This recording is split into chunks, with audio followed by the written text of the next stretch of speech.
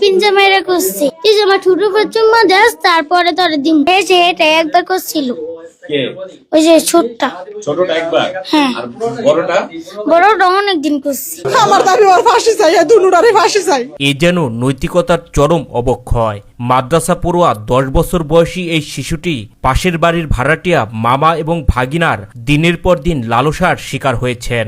ওর আগে আমার লগা অনেকদিন করছে, পাইন্দা করছে, মুয়ের মধ্যে পিঞ্জা মাইরা করছে, আমি শিক্ষারও পাতে দিচ্ছে না। কিভাবে এটা তুমি না করো নাই প্রথম দিনে?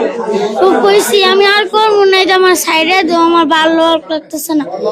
কে কে কে করছে? এই যে ওই দুইটা। এই দুজনেই? হ্যাঁ। পরে মানে কতদিন করছে এরকম?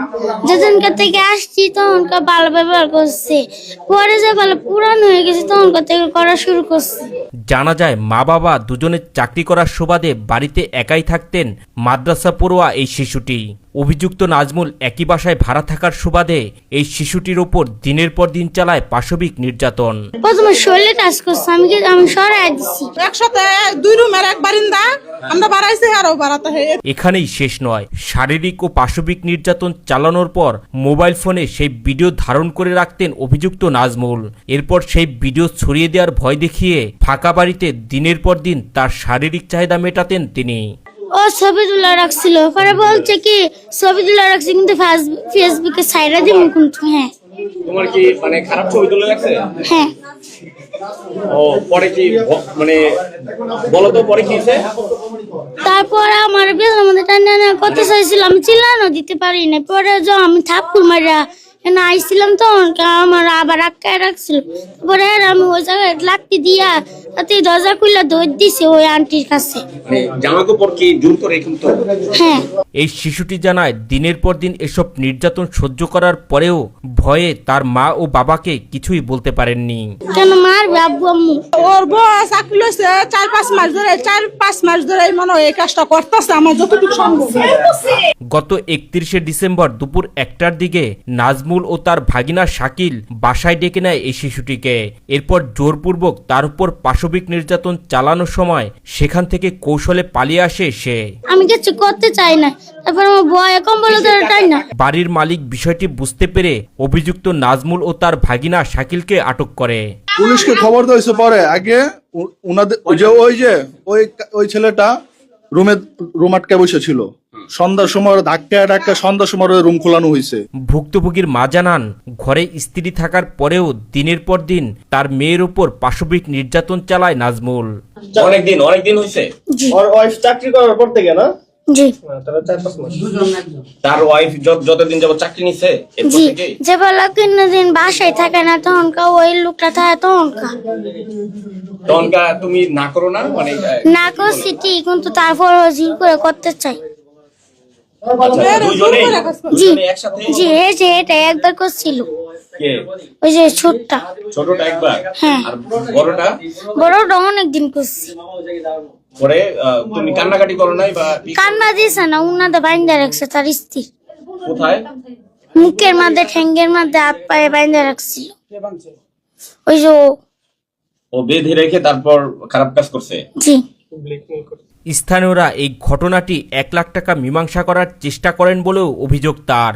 আমি 1 লাখ টাকা আমার ইজ্জত বিক্রি করতে চাই না। আমি এই আলোচনাটা কারা করছে? এরা করছে বাড়িওয়ালা লোকেরা এরা করছে। বাড়িওয়ালার লোক? হ্যাঁ হ্যাঁ।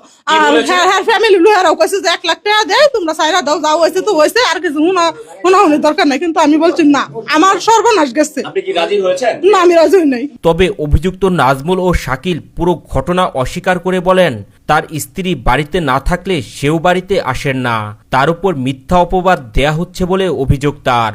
এই ব্যাপারটা পুরোটাই মিথ্যা। আমার ওয়াইফের চাকরি নেওয়ার আগে আমি চাকরি নিয়েছি ওনার গ্যারেজে, ওই যে মালিক দাঁড়িয়ে আছে ওই জায়গায়। তো গ্যারেজ থেকে আমি সময় পাই সকাল 8টা বাজে রুম থেকে বেরিয়ে যাই, দুপুর একবার আসি, রাত্রে গ্যারেজ বন্ধ করে আসি। আর এর মধ্যে যে সময় বাড়িতে ছিল ওই সময় মাঝে মাঝে আসতাম। এই এছাড়া আমার বাড়িতে আসা হয় না। আজকে যখন মেয়ে যে অভিযোগটা উঠাইছে, মেয়ে ঘরে আসছে, আমার কাছে টোটালি 20 টাকা আছে। আমার কাছে 20 টাকা আছে। তো মেয়েটা আমার বিছনার উপর থেকে 20 টাকা নিয়ে দৌড় দিতেছিল, তো আমি ওই সময় এইভাবে হাতটা ধরছি। এই বেশি কিছু হয় নাই, আমি হাতটা ধরে ধরছি। 1 লাখ আবার ওই মেয়ে নিয়ে দৌড় দিছে, তো আমি মেয়েকে হাত ধরে টান দিছি, তো মেয়ে বের হয়ে যা বলছে। তাও 2 ঘন্টা পরে, আমি 2 ঘন্টা পরে ঘরে শুই। মেয়ে- রুমে ছিল? জি আপনার রুমে গেছিল? আমার রুমে আমি শুয়েছিলাম, তো ওই টাইমে মেয়ে আসছে সকালবেলায়, আইসা বলতে সাইকেল 30টা টাকা দাও। আমি বলছি আমার কাছে 30 টাকা নাই, 20 টাকা আছে, আমি কাজে যাবো। তো ওই 20 টাকা নিয়ে মেয়ে যে দৌড় দিতেছিল, তো ওই সময় আমি মেয়ের হাতে ধরছি। মূল কাহিনী এইটাই। আমি এরকম বিষয়ে কোনো কিছু জানি না, আমি বাড়িতে না আমার লগে কেউ কারো কোনো ঝগড়া নাই। তবে নাজমুলের স্ত্রী জানান তার স্বামীর স্বভাব চরিত্রই এরকম, দিনের বেশিরভাগ সময় নেশা করেন বলেও জানান তিনি। ওর স্বভাব চরিত্র ভালো না, ও আমার প্রতিদিন টর্চার করে, মায়ের দূর সবকিছুই করে আমার। মানে এখন আপনি আপনাদের ওপেনে কি বলবো, কেন করে জিজ্ঞেস করেন। আপনার কি ভালো লাগে না এই কারণে? হ্যাঁ জিজ্ঞেস করেন, আপনারা জিজ্ঞেস করতে পারেন। বুঝতে পেরেছেন কিনা কেন? না আমি কিছু বুঝতে পারি নাই। ওর বাপের পরিচয় এটা দিয়া, ওর স্বভাব এরকম। ইয়াবা ট্যাবলেট খান। হ্যাঁ এই যে এখন যে কাজটা করলো, আপনার হাজবেন্ডের শাস্তি চান কিনা আপনি স্ত্রী হিসাবে? আমি শাস্তি, আইন যা শাস্তি দিব তাই যাইবো, এটা আমি কোনো দায় না, এখানে তো আমার কোনো হাত নাই।